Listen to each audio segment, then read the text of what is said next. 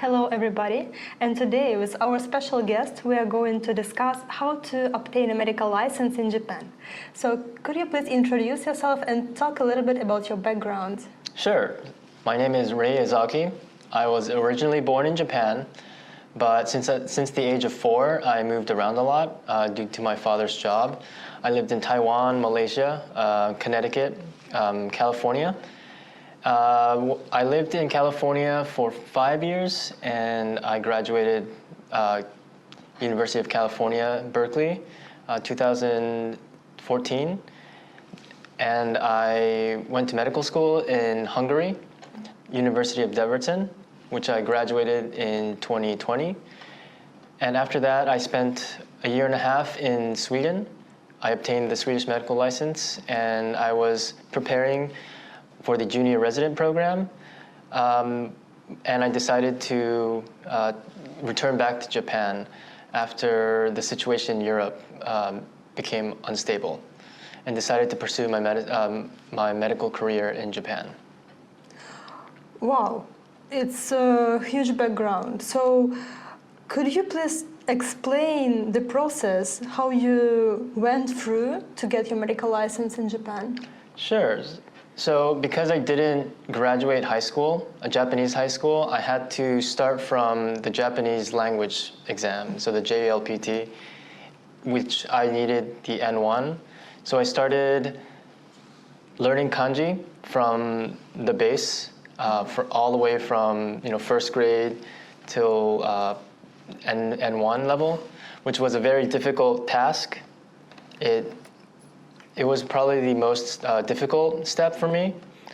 And once I was able to obtain the N1, I had to go through the training for the practitioner's exam, which is a sort of OSCE exam in which you take the patient history and examine the patients.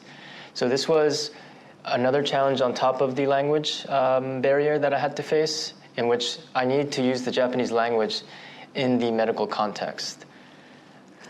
For that program, I was able to find the Juntendo International Medical Practitioners Program, which helped me to orient how I should focus my studies in obtaining the Japanese medical license through preparation of the OSCE exam, the practical exam, and also some support with regards to the matching process, and finally the national exam, medical licensing exam. So, okay, according to the special program of Juntendo University, could you please tell us a little bit more about what is actually necessary to do to apply for this program? I think the most important requirement is your strong will to want to practice in Japan as a medical doctor. There are many steps that are unforeseen in the process, and I think if you are able to really have a strong mindset of this focus, I think that's the most important first step. And the second step is to have people around you that can support you and help you. In my case, I was fortunate to be part of the Juntendo Kenkyusei program, which is part of the International Medical Practitioner Education program. And through that program, I was able to get information, insider information, you can say, about the Japanese medical system, how Japanese medical students studied for certain exams, and certain things that, as an outsider, would be difficult to obtain with regards to information. And that was probably the most important part of my process, to be part of some institution, some facility that can guide me through the process. But thank you for this message. But could you please delve a little bit, like what is the base requirements, like which documents you need, maybe some interview to apply for this program? Oh, sure. And actually about the contents of the program. So what consists of? So the application is relatively simple. There's a one-page application that you fill out your personal information and write about why it is that you want to pursue medicine in Japan. And you have an interview with the program director, Dr. Mori. And if you are accepted to the program, there are certain, it's relatively flexible in what you can do. The more initiative you have, the more Dr. Mori will allow certain things for you to do. In my case, I was fortunate to take part in Mori Sensei's, Dr. Mori's outpatient clinics, where I was able to observe how he interacted with Japanese patients and how he took the physical and how he used the language with precision, I could say, to ask and to obtain information from patients. Other than that, there are opportunities to do some part-time work within Jintendo University. For example, they could be something along the lines of translating lecture slides, for example, and also opportunities outside of Jintendo of working in international clinics, for example, and other medical education institutions that require translation services, for example. Okay, so could you please tell us about the difficulties you faced while the process of your preparation to licensing exams? Sure. So one of the most difficult things, of course, is language. But beyond the language, you can say that medical knowledge is pretty universal. We have the same sort of anatomy, physiology, pathology, for example, etc. But how it's framed, how it's delivered to both students, doctors, and patients is quite different in any country. So even with the biggest struggle is knowing that, yes, I may have the medical knowledge, the required medical knowledge, but I don't know exactly how to frame it. I don't know exactly how to express what I want to say to patients or to other doctors. And that is something, even with a whole slew of medical information in your mind, the difficulty of not being able to express it was something that I had to overcome.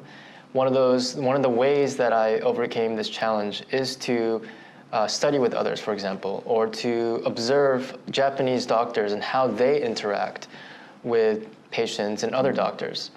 Being in the Japanese hospital environment is just passively being in the environment really helps to orient what sort of information Japanese doctors are looking to obtain from both healthcare workers and patients, and how medical education, how the same topic, for example, how certain common diseases are, how we think about it, how the diagnostic process and how the treatment process and how certain diseases are, how they're thought, how they're processed. It's quite different, even with the same medical knowledge. So that's something that I would strongly try to figure out as early as possible. So this is one side, but let's say for foreigners who come to Japan with, let's say, very different language base, do you have some advices how to study? Because you should study medicine in Japanese, right? So maybe people might face, like, for example, different reading speed problems or something, more, let's say, practical things which can maybe they somehow can avoid during their study. What do you think about it? So I think reading speed is a big thing. We may be able to read and interpret the information up to a certain speed, but compared to Japanese nationals or Japanese medical students, I still find, since I did not get formal Japanese training in, elementary school or middle school, high school, even university, I find that the only way I can make up for this, you can say, this lack of speed, is to redo the questions or reread the certain passage more than once. So for Japanese students, I would say maybe it can take them, maybe one read-through, two read-throughs. For us, it might take a little longer, like 3 or 4 read-throughs. And with that in mind, I think time management and how you spend your time preparing for the Japanese medical license becomes crucial, because we have this disadvantage of not having the speed. And in that sense, I think it's quite individual how students study and how other doctors prepare for exams. But in the Japanese medical license, in the case of the Japanese medical license, it's quite important to understand how the Japanese students prepare for the exam, what sort of resources they're using, what sort of thought process, and how do they interpret certain medical information. For example, when you're doing passages of practice exams or practice questions, you can say, I found that foreign medical graduates would pick out information from the passage that is different from what the Japanese would look at. And that is quite important, because it's the same medical knowledge, it's the same, it should be the same knowledge, but the way of thinking is different. How certain findings, for example, are emphasized over others. The way that, so even if you have the right knowledge, even if you know what the passage is talking about, because maybe the way we interpret the knowledge is different, we may not be able to reach the correct answer. And I've seen this in many cases while I was personally studying for the exam. That was a pretty frustrating moment, because it seems like I know the question, and it seems like I know what the disease is talking about, or the passage is talking about, but I can't pinpoint the answer, or at least what the Japanese medical license is looking for in the students. Okay. Yeah. So fortunately, you finally passed all your exams and matched with the hospital. And now, as a resident, could you please tell us about your experience with the medical practice and working culture in Japan? Sure. So I think working as a resident in Japan it was a really big change in environment for me, living abroad for most of my life. And the way that, I read about it, I learned about it in language schools or through media, how the work culture is and how Japanese society is. But to actually be in the hospital, talking to patients, talking to healthcare workers, talking to other doctors, it was a huge, there was no way I could really prepare myself for, this reality. And in the first month, it's still in my 3rd month, but in my first week, I really struggled with how to adjust the language to the certain needs of the situation. We have many ways of saying the same thing in Japanese, depending on if you're talking to, for example, your superior, or to your coworker, or to students, for example, or to children, seniors.